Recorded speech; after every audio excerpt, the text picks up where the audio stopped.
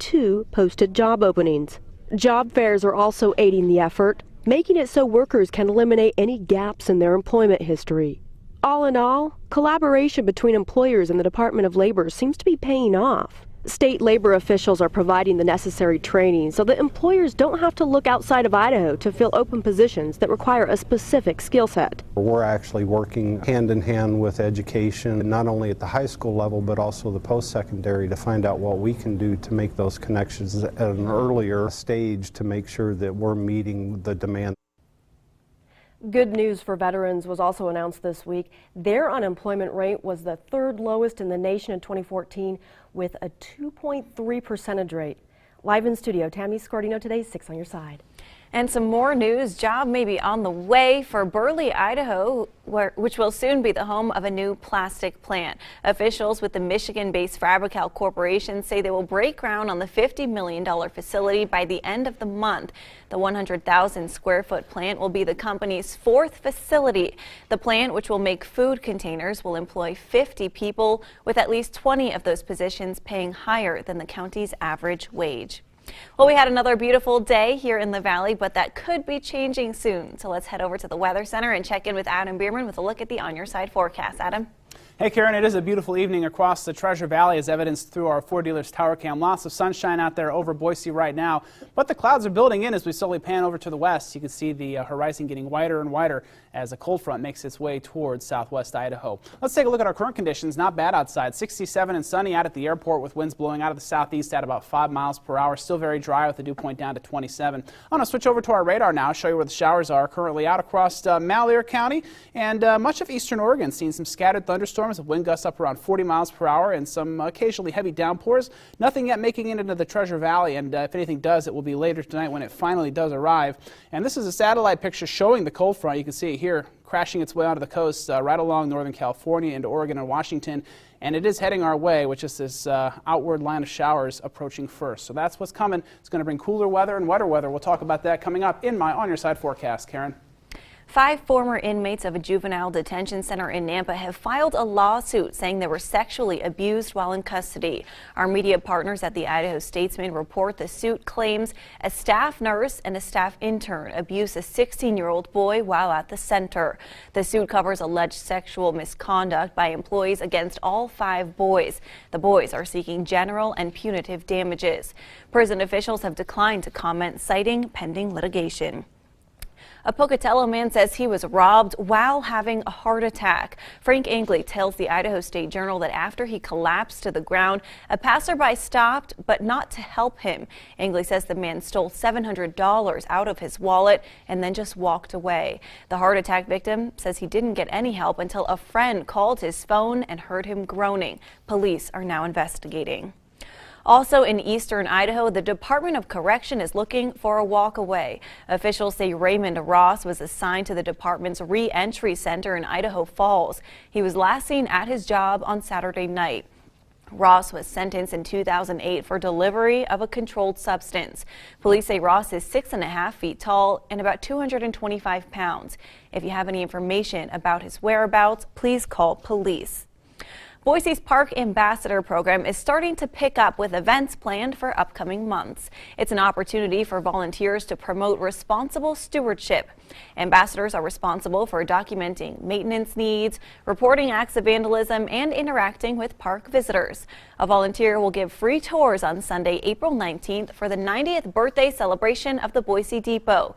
Wildlife photography classes are also lined up this summer at Catherine Albertson Park. The photography, the tours, wildlife habitat interpretation, that's really dependent on the volunteer, and so we really like to showcase that and give people an opportunity to share their knowledge. The program focuses on 8 parks and 3 cemeteries. You can sign up through the City of Boise's website. A coalition of conservation groups and the Nez Perce tribe are pushing back after the Forest Service approved a mining company's request to explore claims in an Idaho wilderness. The company has the go-ahead to reopen a short road and drill for core samples on 2 claims in the Frank Church Wilderness of No Return. Conservation groups say the approval exceeds activity limits set out in a 2002 lawsuit. The tribe says it's concerned about possible damage to the streams and says the approval infringes on rights granted in treaties from the mid-1800s. The IRS is working hard to prevent tax fraud, and as a result, some taxpayers may be receiving an identity verification letter in the mail. Letter 5071C is really from the IRS. You can find the letter towards the top of the page.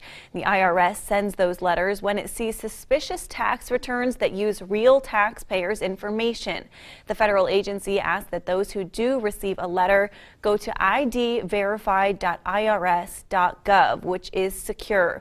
The site will ask several questions to verify your identity and then confirm that it was, in fact, you who filed a return. Now, it's important to note that the IRS will not ask you for this kind of information in an email or over the phone, so beware of scammers using those methods. And the Idaho State Tax Commission reminds filers that they do owe taxes on online purchases or purchases made in states that don't collect sales tax, like Oregon and Montana. If you made untaxed purchases online, you're required to pay 6% use tax on them when you file. Last year, more than 10,000 Idahoans paid more than $600,000 in use taxes, but it's estimated the state is losing more than $46 million a year in revenue because of unpaid use taxes. Just a year ago, the Cunamora School looked more like a junkyard to many people, but not to car lovers.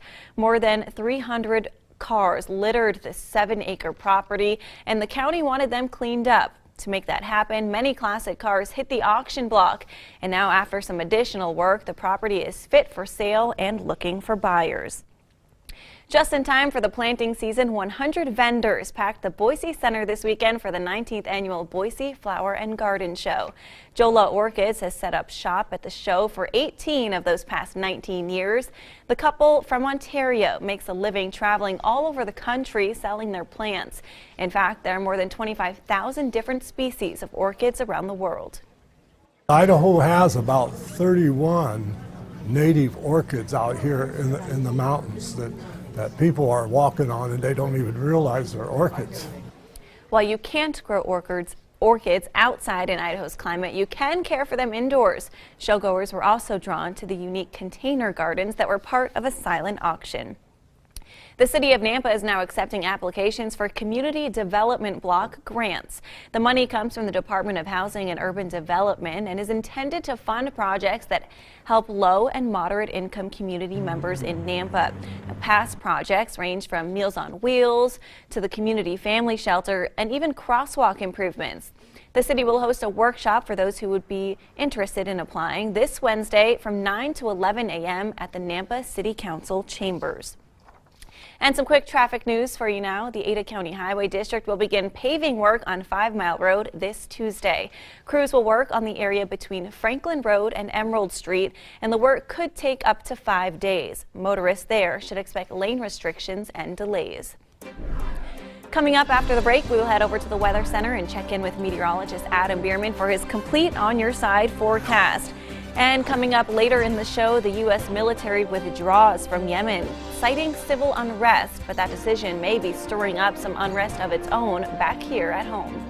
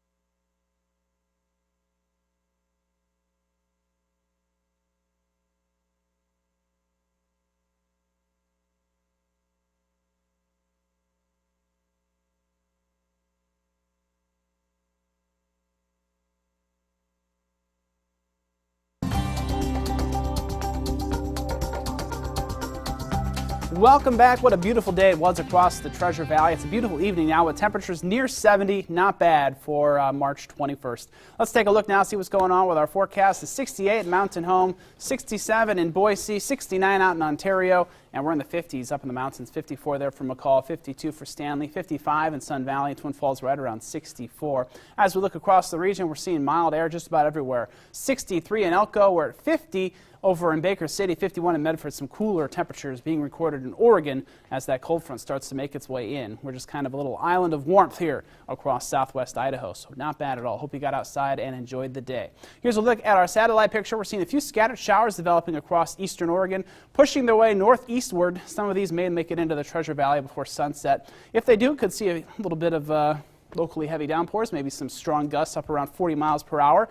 But most of the storms will die down pretty quickly once the sun goes down. As we zoom out a bit, you can see the front more clearly here on this wider version. You can see it arcing its way up through northern California into Oregon and Washington. So much cooler air out here across the Pacific, and it's pushing its way on in through Oregon right now, and it'll be moving into Idaho tomorrow. So hopefully you got out and enjoyed today, because temperatures will be about 10 to 15 degrees cooler tomorrow than what they are today. We're also going to see more clouds and more rain. So that's what we had to look forward to as we head in through tomorrow. Your futurecast now will start off at 6 o'clock p.m. tonight.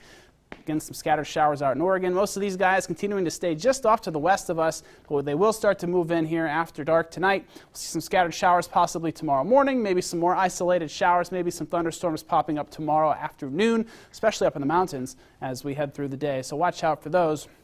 As we head into Tuesday, we'll see a warm front lifting into the region, bringing another round of rain across the Treasure Valley and snow up into the mountains. If you're above 4,500 feet in elevation, you will see some snow, especially on Tuesday. And how much snow we're going to get? Well, folks up to the north will definitely see more precipitation. We're looking at upwards of an inch up around McCall and close to that in Yellow Pine and Stanley, while Boise, Mountain Home considerably drier. And what's this going to translate to in snow? Well, you can see out here across the Sawtooths a fair amount, probably 4 to 6 inches expected, maybe up around 10 inches up there near Brundage Mountain. So this could be one last gasp here for the skiers. Good news for you. But for tomorrow, again, we're going to see that cold front moving right through Idaho. It's going to bring wet air and it's going to bring cool air across the state. So enjoy the rest of today. Here's the setup for tomorrow across the Treasure Valley. We'll see those temperatures into the mid-50s. Rain showers likely, cooler and breezy. If we get sunshine, it'll be more likely to be in the afternoon. But that sunshine could be spoiled by some showers or thunderstorms popping up as well, so watch out for that. The west central mountains, isolated thunderstorms, much cooler, only 40s tomorrow for the Long Valley, 50s down around Garden Valley, Council, and Riggins, and it'll be breezy as well. And as we head further off to the east, a windy day expected for Sun Valley, Fairfield, and Stanley, highs up into the 40s there with rain and snow. Stanley could pick up 1 to 3 inches here by tomorrow night, and we're looking at 50s for the Magic Valley with isolated thunderstorms a possibility. Breezy too, gusts up around 35 miles an hour. Our 7-day forecast shows a breezy day shaping up tomorrow and Tuesday, cool, wet, but we will bring warmer, drier, and sunnier weather in as we close out the week. All right, we'll need that umbrella out the door tomorrow. Thanks, Adam. Coming up on today's 6, we talk with a local political expert about a new teacher pay effort.